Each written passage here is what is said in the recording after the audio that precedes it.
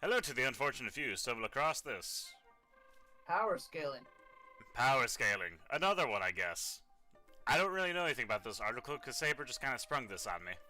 I saw the title, and I basically just knew that there are effectively like three characters you can name.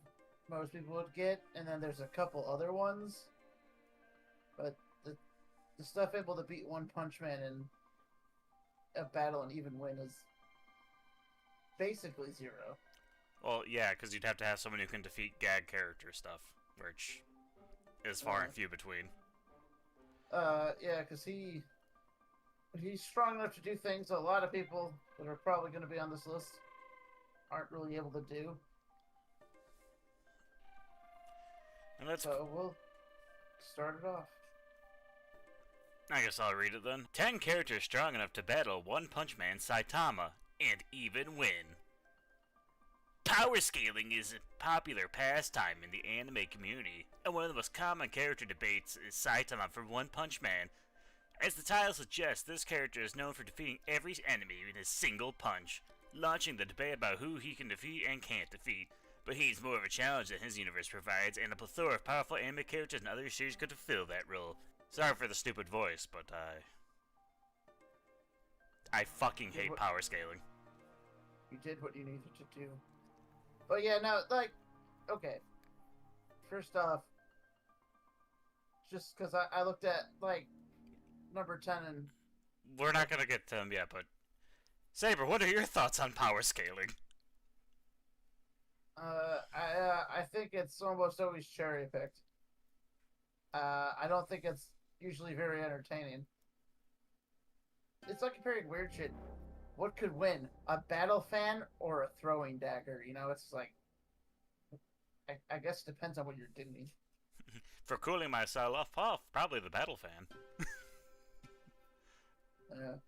This list will include 10 anime characters who can rival or even surpass Saitama in a fight, based on their known feats, hypothetical feats, oh my favorite, powers, abilities, hacks, my other favorite, and fan opinion, so popularity. This list will feature a range of characters. Some can put up a good fight and lose, some barely win, and others will absolutely stomp Saitama. But everyone on this list has a notable strength that is at least on par with his. No, they don't. Well, we're going to start with Jin-woo from Solo Leveling. Gets bodied. Let me read his thing first before we start there, Saber. First off, they're like you said, they're using hypothetical feats and hacks. Both of which things are basically oh, we're making it the fuck up. Yeah, I could say anybody could beat him too. Oh, hey, Marin can beat his ass. Doesn't make it true. Solo Leveling is the most popular anime at the moment. Yes, and the whole weeb community has forsaken itself for such a terrible fucking decision. Having won Anime of the Year for 2024. Its protagonist is Jin-woo, formerly the weakest hunter who has now become one of South Korea's strongest fighters after gaining the ability to level up. The story follows him as he becomes stronger and finds the cure for his mother by defeating enough enemies to unlock it. So, at least that part's nice. Real quick, I've never watched Solo Leveling. I read like the first 10 chapters or so, and I thought it was fucking stupid. It is stupid. I know a lot about it. Well, you read most of it or all of it, didn't you? Yeah. The fights and stuff, like in the animations for it, are good. The context of the fights is almost always stupid. And to pretend like he really struggles very much at all after the first couple of issues, which he still doesn't really struggle that too hard into. No, absolutely not. He bodies everything because of his level up ability. He's basically a video game character. Giving him stats basically means he automatically loses this fight. Yeah, because if you have stats, that means you can be beaten. The reason you don't give God stats in a video game, or God stats in like a tabletop game is maybe a better example, is because if they have stats, players will figure out how to kill him. Yeah. So if Jin-woo showed up into D&D as like a CR, 200 creature, people would figure out how to kill his ass. It wouldn't. It'd probably take a day before someone figured it out. While there are anime shows better than Solo Leveling, it is popular for a reason. Weebs are fucking stupid, which is its riveting fights and splendid animation. Jin-woo may not be on the level of Saitama. Why the fuck is he on this list? But he and his summons can put up a good fight through sheer numbers. What the fuck does that matter? He can draw the fight out and use it as a way to level up, putting up a good battle even though he most likely couldn't win. Why the fuck is he on this list if the author even knows he can't fucking win? Yeah. Okay, so Saitama literally cleared the mountain, a whole ass fucking mountain range with just the power of punch. So yeah, he literally table flips one of the moons. Yeah. And shatters it. One of Jupiter's moons, he fucking destroys it by his hand. Yeah, he does a serious table flip, and this is like a thing. Like sure, he's called One Punch Man. That's true. That's not what he's called in the show. He's Bald Cape. And then or in the other stuff like the manga. He is called One Punch Man, but he can actually punch more than once in a fight. So the numbers mean nothing. Because he punches and kills everything in basically an area if he wants to. And he constantly lets people do the most that they can. For no reason.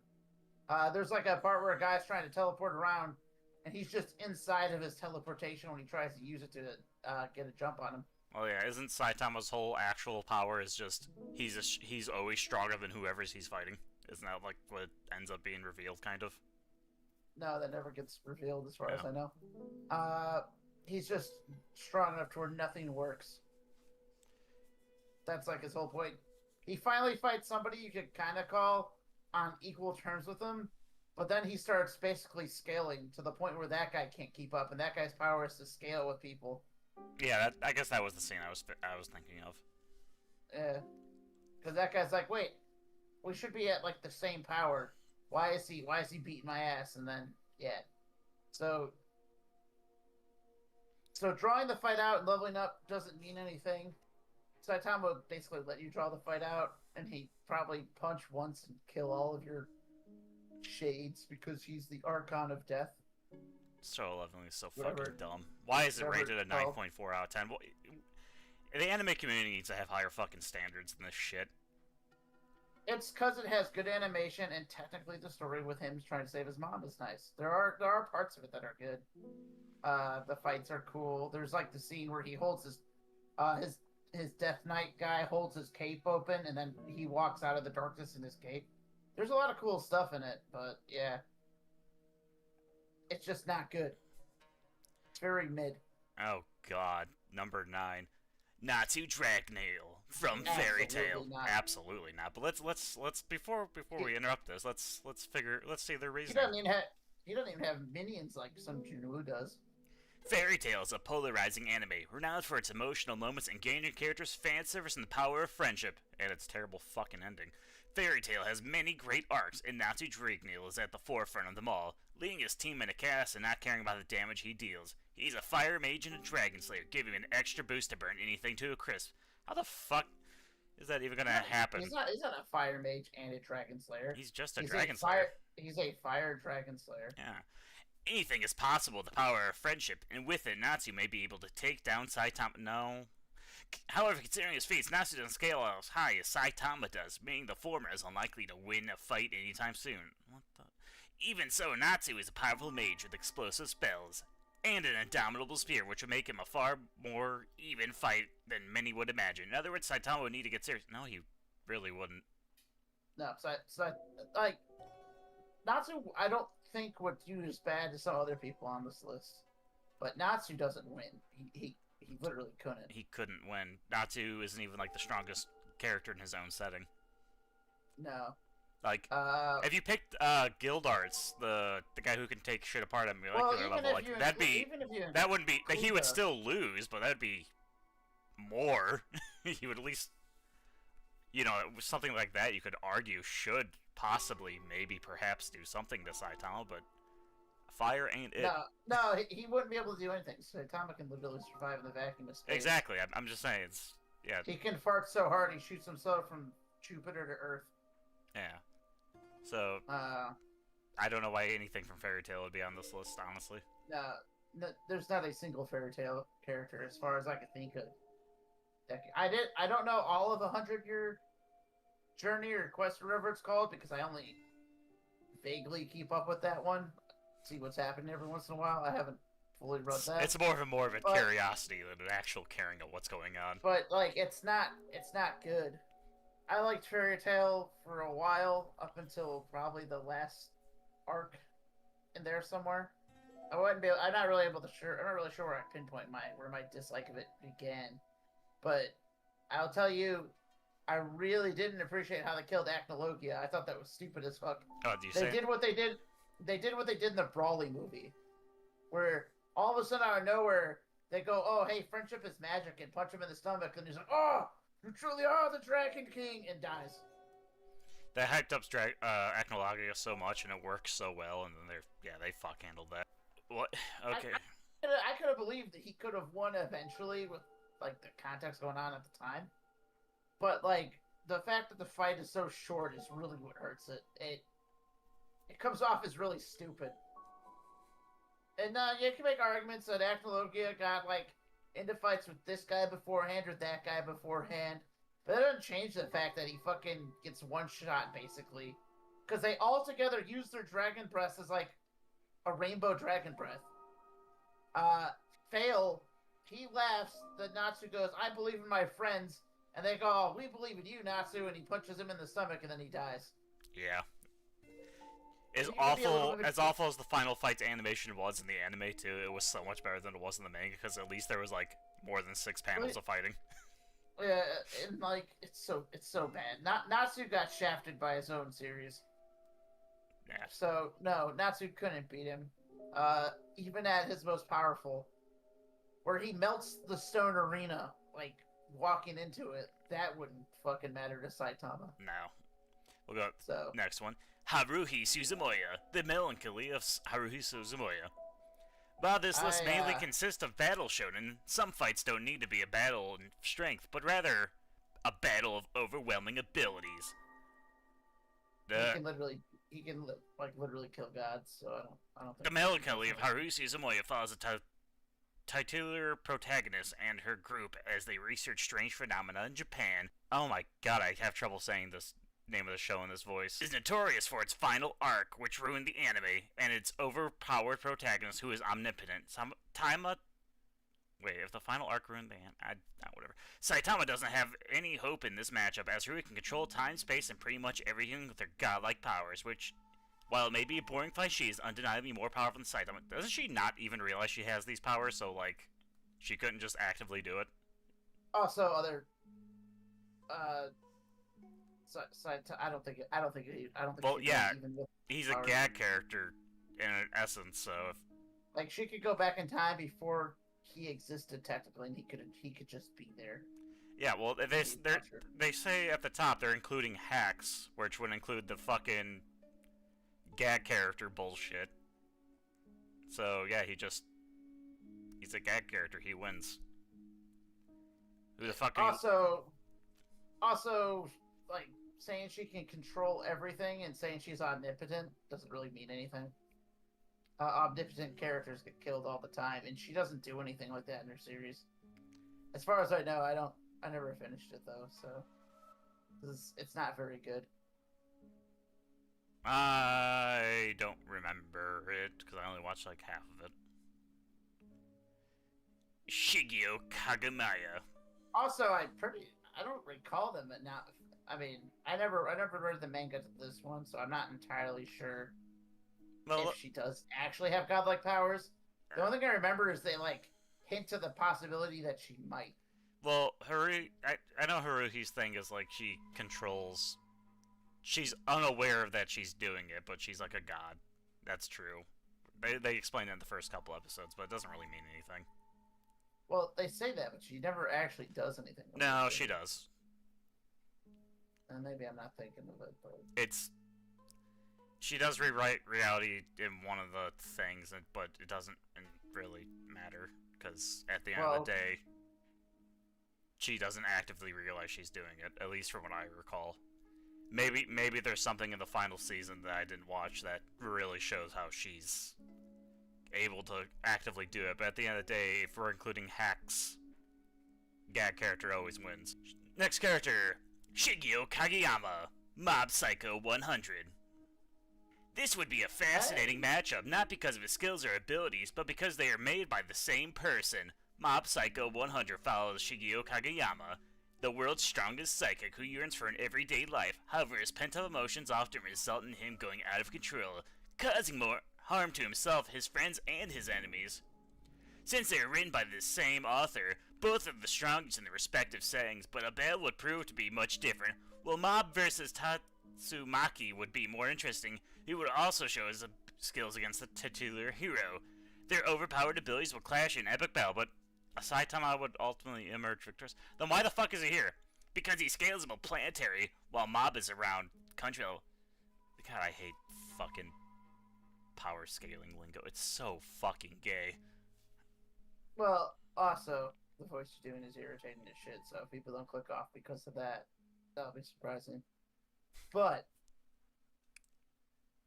yeah, no, I don't think he could win just because of the way his powers work. He's nowhere near as strong as Tornado, for example. Well, Tornado could do shit to him. Again, at the end of the day, Psychic Kid versus guy who has no limit. Well, yeah, his power is based off whatever emotion he feels at the time. So, like, yeah, it doesn't really matter. He would lose. He wouldn't be able to win. Oh, the next one. Rimuru Tempest. That time I got reincarnated as a slime. Isekai is the most popular anime genre at the moment, and while it focuses on escapist fantasy, it shouldn't. Isekai is ass. Isekai is ass. We need to do a video on that at some point. It's a shame that some of my favorite ones are Isekai, because the Isekai parts of them don't really add anything. And while it focuses on escapist fantasy, many shows also feature a power fantasy. That time I got reincarnated as a slime follows Rimuru Tempest, a person who becomes a slime in a fantasy world with the ability to absorb anything. While the anime power scaling got out of hand, giving Rimuru everything he needs to win with little effort, Saitama may be the one to humble him. His power to absorb and get stronger far outranks anything Saitama can do. Still, even with the speed, strength, durability, and healing, Rimuru can match Saitama, giving an edge in every fight he would have. Alright, yeah, so this one basically boils down to if he could eat Saitama, he wins. But I don't think he could. And since his powers are given to him by a god, I don't think he could win either. Because, like, nothing about him is special because of him. Everything about Rimuru is given to him. He doesn't earn any of it. Even his like humanoid form he takes from somebody. Well, reincarnated as a slime has good character design and literally nothing else. That's true. It's ass. It's very ass. Oh god, number 5, Sinbad from Magi. I actually like Magi, and no, Sinbad couldn't win. But yeah, no. But as far as Rimuru goes, yeah, no, Rimuru couldn't win. Even if he had all of his stupid allies there with all their powers, no. You get all the demon gods together and still lose. No, at the end of the day, a punch explodes the fucking landmass they're on. They die. Or they're flung into space, in which case... Or Saitama just eats him because he's just he's a gag. Jelly ball. Yeah. Next character, Sinbad.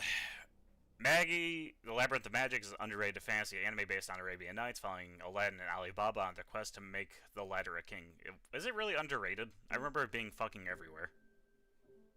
Yeah, it's underrated, I would say. Some of the main issue is, like, it gets really stupid when they switch over to, like, a modern setting out of nowhere. Because Alibaba gets... No, is it Alibaba? Yeah, Alibaba gets sent to space. And, he comes back after some time, and, like, it's modern times, and it really falls apart after that. However, Sinbad is the strongest character in the series, serving as another king candidate who wields countless dungeon weapons after defeating the tricky ruins. No, he loses, by the way. Well, Yeah. The dungeon weapons don't mean anything to Saitama. Even with all of his armor and shit, yeah, he still loses. He loses this one hard. Well, even though the anime was canceled, Sinbad gets even more potent in the manga, showcasing his multiple overpowered weapons that would defeat Saitama in seconds. Sinbad doesn't win through strength, but rather hacks abilities, specifically narrative manipulation, which enables him to dictate the plot's events and manipulate characters' actions. Ultimately, Sinbad will win any fight he enters, making him one of the strongest anime characters. Anime characters, oh boy. That's not how that power works, by the way. But yeah, no, he wouldn't win. His weapons would just get punched and he'd be fucked. Yeah, no, absolutely. Simon from Gurren Lagann doesn't even have the full title. It's Tengen Toppa Gurren Lagann. Jesus. The mecha genre is a staple of anime history, and while there are plenty of remarkable shows from it, Gurren Lagann is one of the best and by far the most entertaining. Simon is the protagonist who finds an ancient mech, using it to escape his underground city and make a name for himself on the surface. This change takes him to wild heights and unimaginable place, becoming the strongest person in the universe. Yeah, this is why he just kind of gives up in the last few minutes of the series. Gurren Lagann is an action anime masterpiece featuring hype-inducing fights where characters hurl galaxies at each other. That's not until the final fight, which should clue fans on who's winning this fight. Simon develops at a faster rate than any anime character, so while Simon may be winning at first, Simon will quickly become stronger to the point where Saitama is only a buck compared to his universal mech. No, he would just punch the mech and it would die. Yeah, he would just punch the mech and it would fucking die. And before someone's like, you guys are just super, well, what's the term they use now? Glazing Saitama. I like Gurren Lagann way fucking more than I like One Punch Man. Oh yeah, no, I really like Gurren Lagann.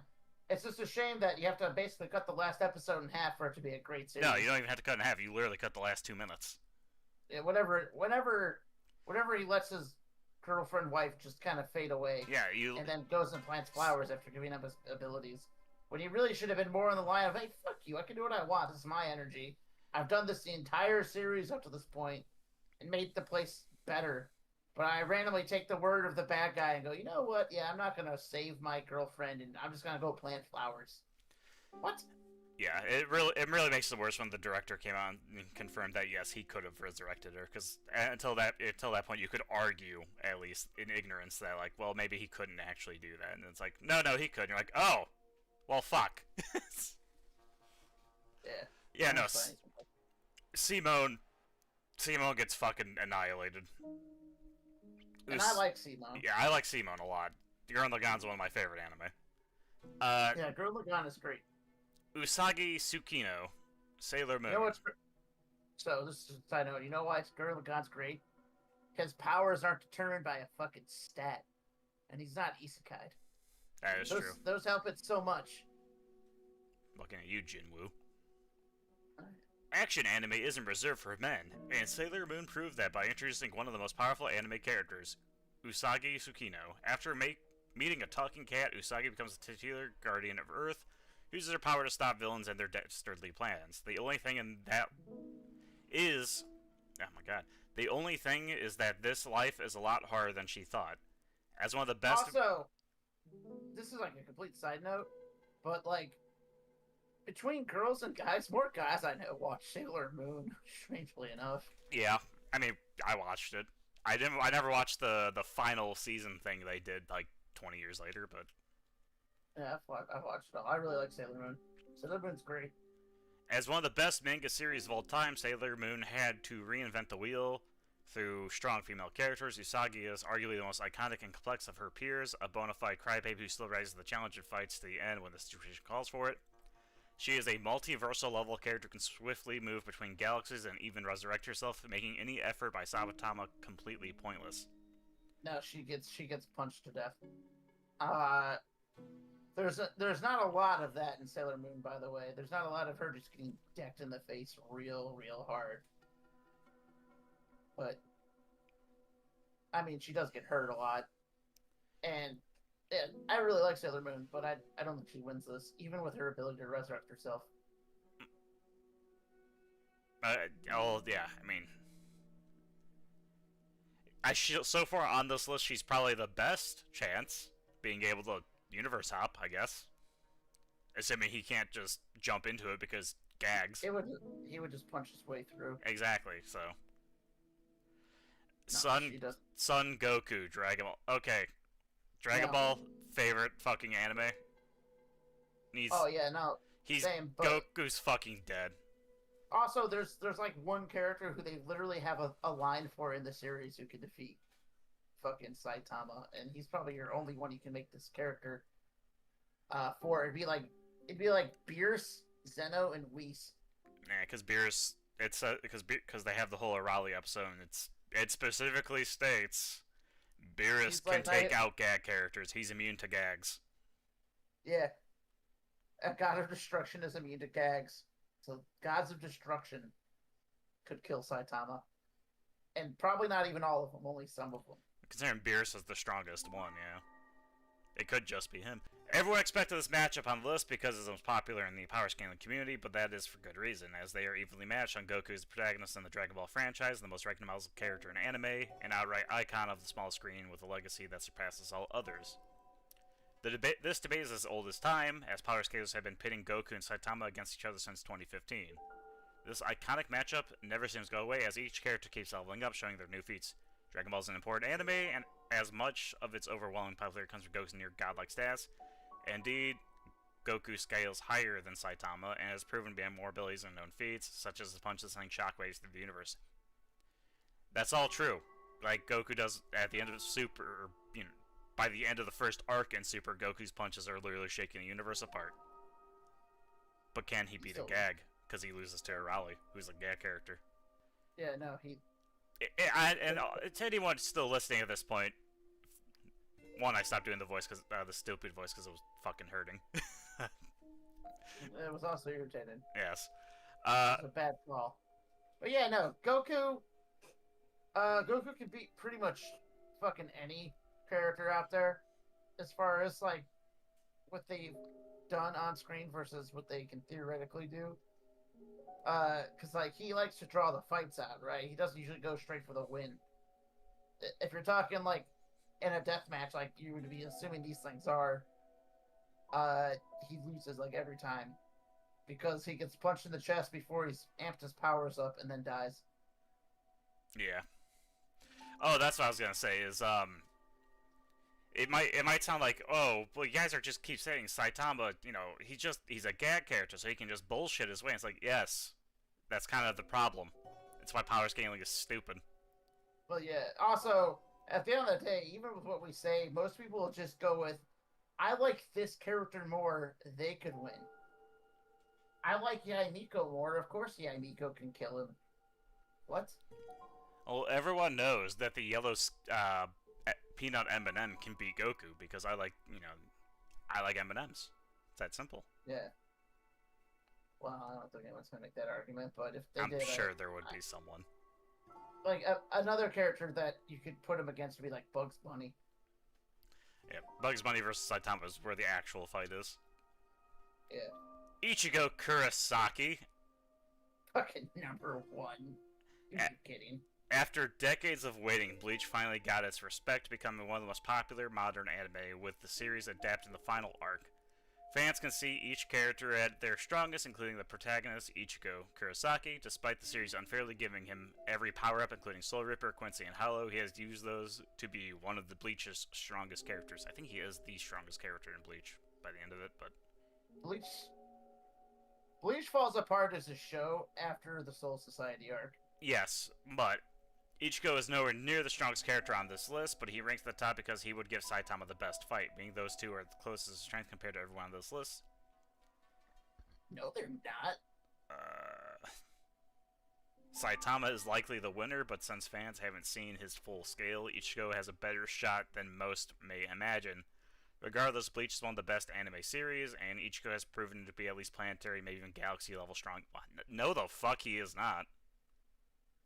He's a ghost, first off. He's a ghost. That's actually the only part where he might be able to beat Saitama, is the fact, because I don't recall if Saitama fought a ghost. I'm sure he will.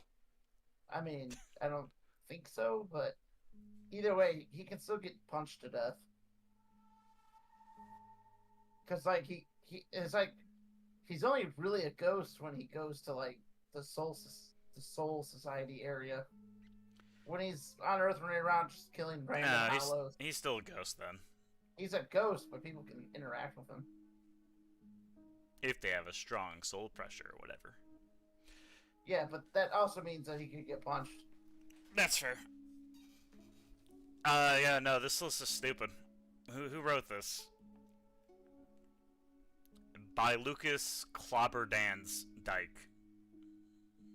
Shame on you. I like how the first comment is wrong. All these are wrong. I mean, technically, anyone can fight Saitama.